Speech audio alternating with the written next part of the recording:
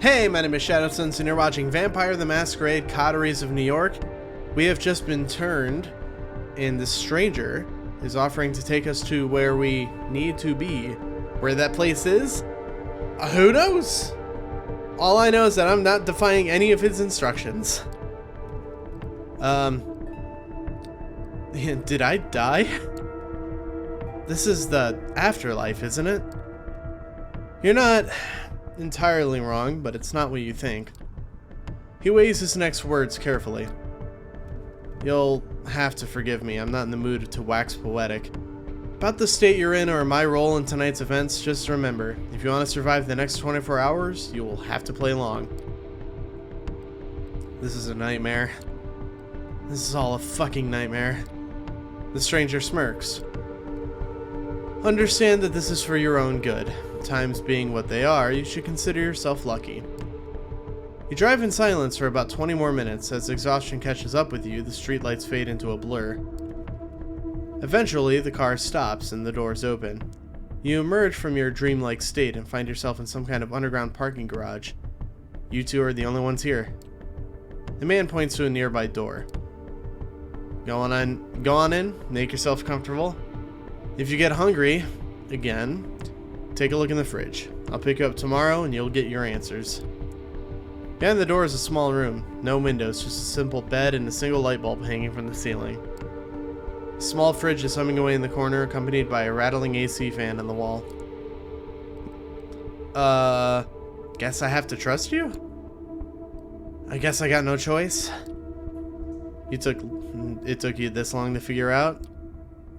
Remember when I said you were lucky? I meant it. See, my job is to get rid of problems, but I'm not always this polite about it. This time, I was specifically told to mind my manners.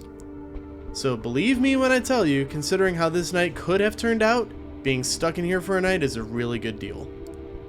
Now get in or I'll throw you in. You step inside. The stranger nods. Good night. He closes the door behind you. It looks sturdy, but as he's locking it, you notice claw marks all over. Looks like some previous guests weren't satisfied with their stay.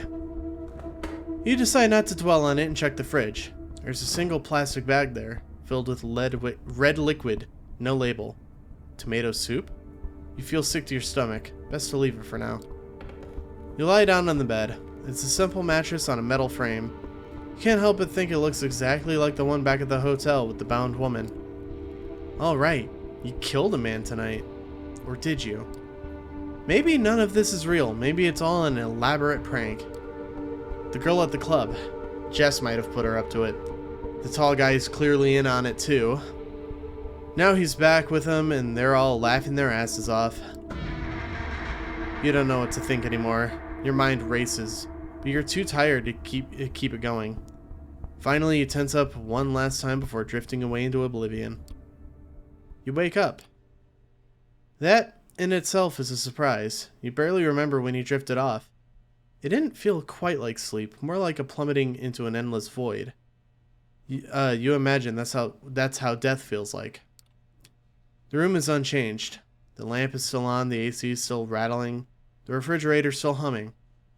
You take a look at your watch. It's almost 9 p.m. You've slept for 17 hours straight. That's a good sleep. That's a good sleep. That's a rejuvenating sleep. Maybe you died. Your breath is gone and you feel no thumping in your chest. Does that qualify as dead if you're still conscious? You're not sure about that, but you are certain about one thing. You are hungry. It's not your stomach rumbling, though. It's a need that starts somewhere in your abdomen and spreads to your chest, throat, and the back of the head. You open the fridge. The bag is still there. You take a closer look at it. If this is soup, then its color and texture are off. You pull the cork out and take a whiff. You recognize the smell immediately. Holy shit. There's no mistaking it. It's bagged blood. The smell is faint, but you remember some situations in the past where you found it nauseating, but now it's almost... No, not almost. It is enticing. I'm drinking it. It feels wrong, but right now, there's barely anything in your life that doesn't. To hell with it. You pour a bit of the liquid into your mouth. It tastes bland. It reminds you of cheap supermarket juice. Just enough flavor to register as what it claims to be on the box, but nothing like the real thing. Nothing like what you had the last time. You swallow it. Somehow you don't feel sick. In a weird, messed up way, you can't help but think it feels nourishing. You take a few more sips, and then just another one. Suck on the bag just a little more. Eventually, you find that you've emptied it entirely. You can look at the info pressed into the side of the bag. 450 milliliters of it. Even with its blandness, you still feel like having more. You realize your body longs for that intoxicating high you felt when an image of that corpse crosses your mind, causing you to wince. What have you become? You try to piece your thoughts together, make sense of it all, when you hear the lock click and see the door open. Standing there is the well-dressed stranger you met yesterday. Immaculate suit again, that predatory look like a hawk on a hunt, but somehow more relaxed tonight, so like a tamed hawk maybe. Good evening. Slept well? He notices the discarded emptied bag. See, you had a bit of a snack. Was that really? Type RH O positive. Not that easy to get. Glad you liked it. Come on, we've got places to be. The car is humming in the empty parking lot just outside the door of the cramped room you spent the day in. The man motions to it politely, but with a stern look on his face. I'm gonna get inside the frickin' car. Trusting you here, man.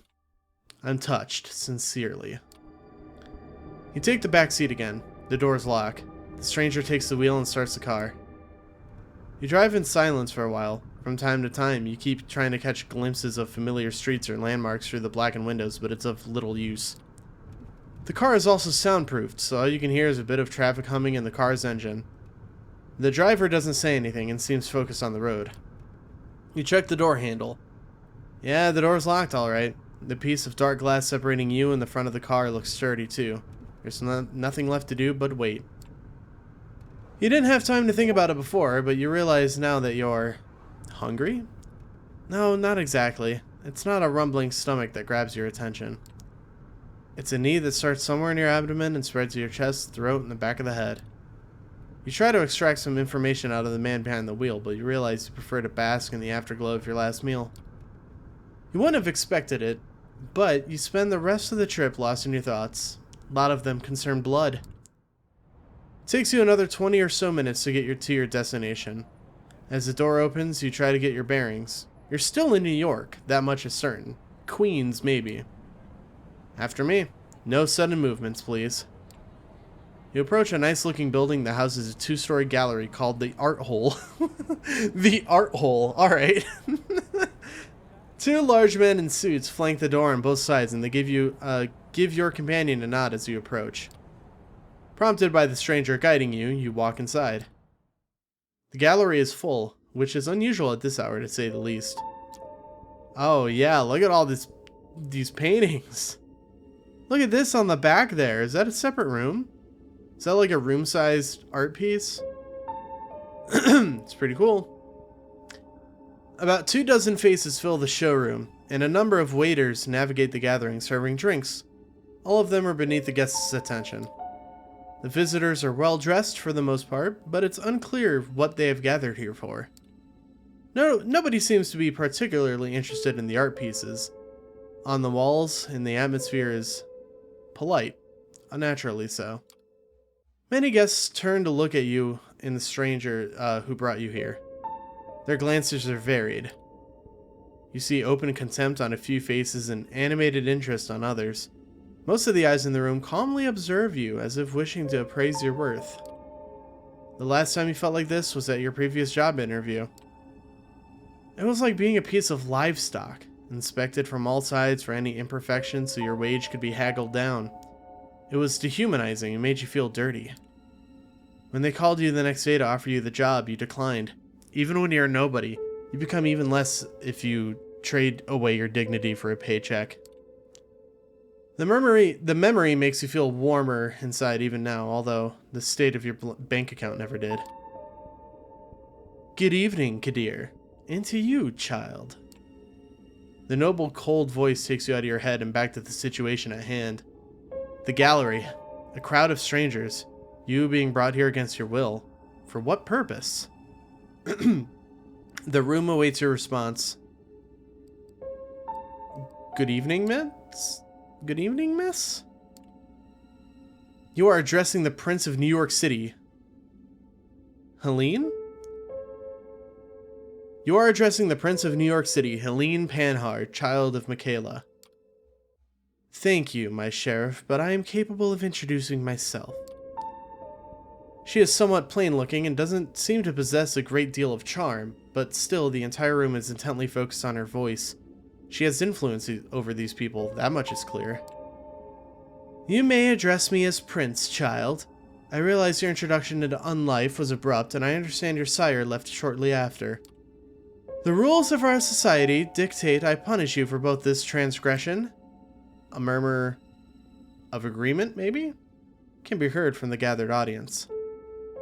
But I'm willing to listen to what our loyal sheriff has to say about the circumstances of your embrace first. Remain silent. You decide it's best to stay silent and listen to the whole situation unfold. Feels like you're out of your depth here. Shall we begin? You are about to be judged by the court of New York City. Kadir, please tell us how you found this fledgling and what happened on your way here. Court? Prince? Is this some kind of secret society make-believe? A trusted informant who has chosen to remain anonymous at this time tipped me off about a suspicious kindred appearing on one of our domains. Upon investigating, I found them gone, but this fledgling remained in their place. The hunger made him savage a prostitute and his client in a Bronx brothel belonging to one of the ministry. I've already spoken to Sensorique about this, and made sure it'll blow over. Regarding the fledgling himself, surprisingly enough, he offered little resistance last night, and cooperated on our way to the safe house. I was pleased to not have to force his compliance. We had a quick chat, but wishing to appear here post-haste, I urged him to join me, which he did without a struggle. Again, a pleasant departure from my usual routine. His thirst partially slaked with the bagged blood we kept in the safe house, we had a pleasant enough drive here. The story ends with us arriving at Elysium tonight. All eyes are on you again. You take a special interest in one of the faces. It's a beautiful woman with curly, almost blood-red hair, and a dress to match. You see her whispering to some bespectacled man with an absent-minded look on his face. Who is she, you wonder? Thank you, Kadir. I take note of this fledgling's behavior and will take it into consideration later. She turns her attention to you. First, there is the matter of your sire, the person who brought you where Kadir picked you up from last night. Who were they? A feisty woman. A Latina woman, very radical unless she convincingly lied to me. She was special, extraordinary. She had fire, conviction, temper. She seduced me, easily in fact, made me think she wanted me. I fell for it and now I'm here. Feels awkward talking to a room full of strangers about what seemed like a random one-night stand at the time. Not to mention that even though the Latina made an impression on you for sure, her face is already fading from your mind. You realize she never even told you her name.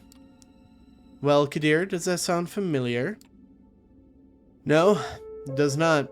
Or at least not familiar enough. I will continue to search after we're done here.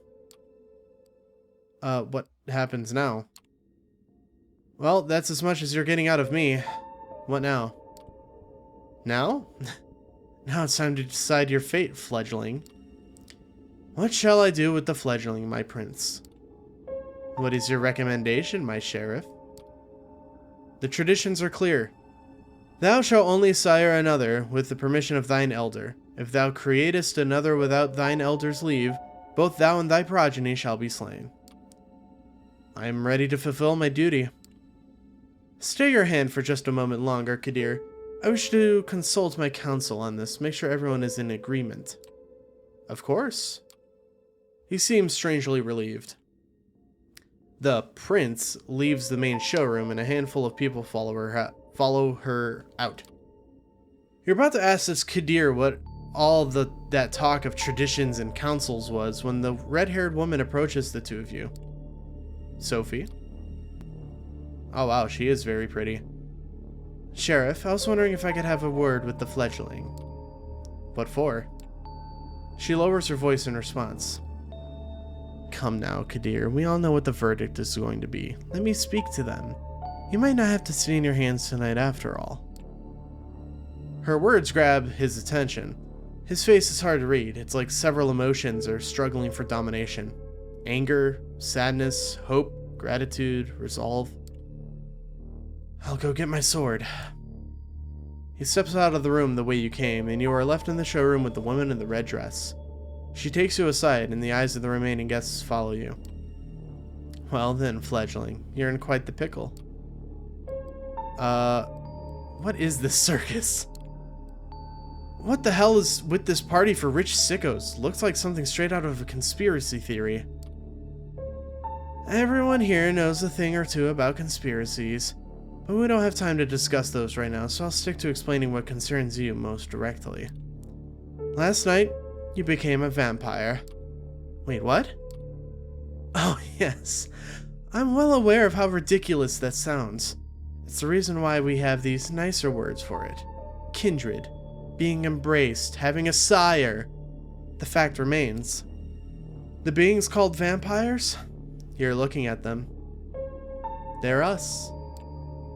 You glance around the room. Some of the guests are still occasionally looking at you, commenting on you in hushed tones.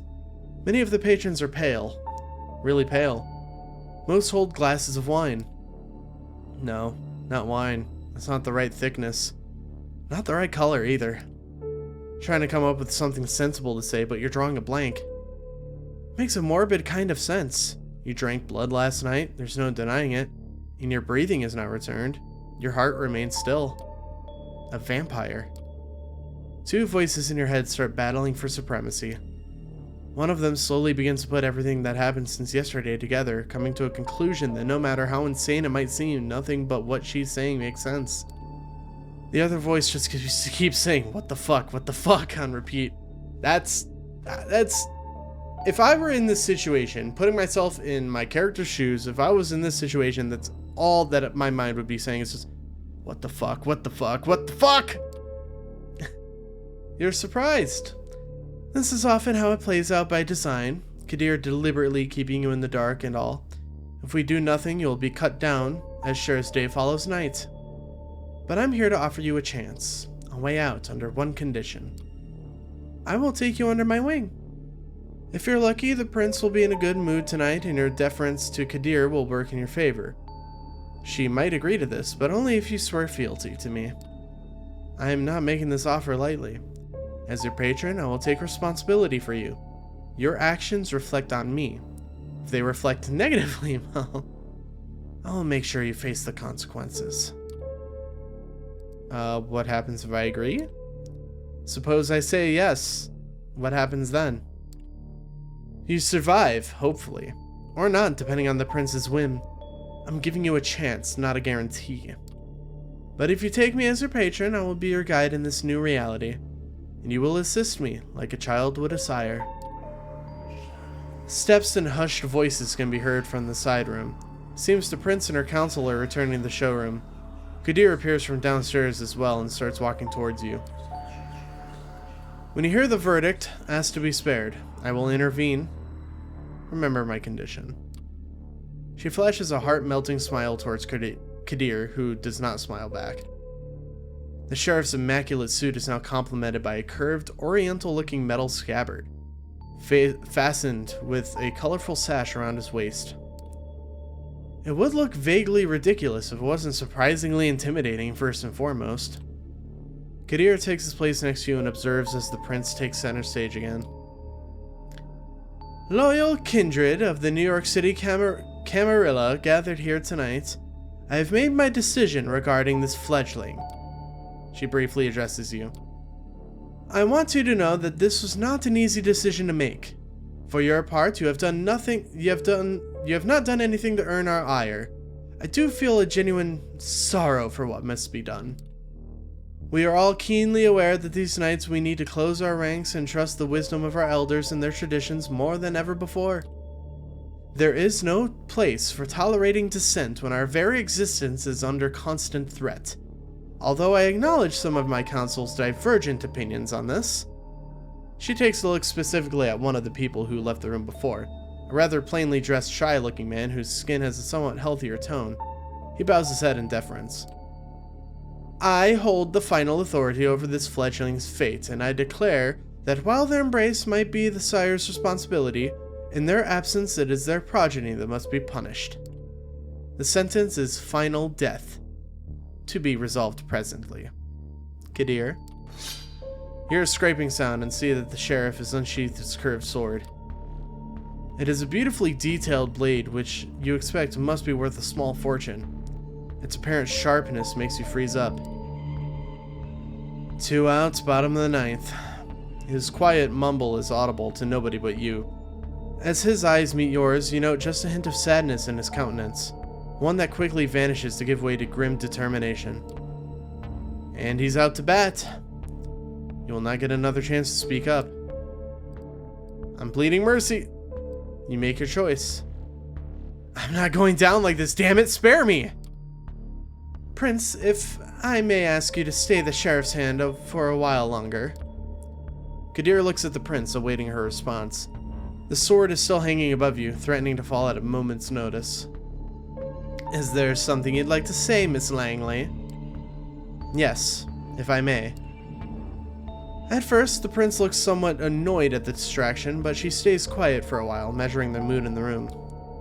The bored elites suddenly look at you with aroused interest, some of them dismayed at not seeing the bloodshed, but all intrigued by the unexpected twist. The prince nods. Well, let's hear it. Sophie takes a few steps forward. All eyes are on her now, but Kadir's heavy hand on your shoulder makes it clear you won't take advantage of the distraction. My prince, while the traditions are clear, I believe that the proper context should be observed in addition to the letter of our laws. This fledgling is a burden, but with proper guidance, they could become an asset to our domain. Am I to understand you are volunteering to take this sireless child under your protection? Yes, I happen to think that they might hold a potential that would be unfortunate to waste. I do expect their full cooperation, of course.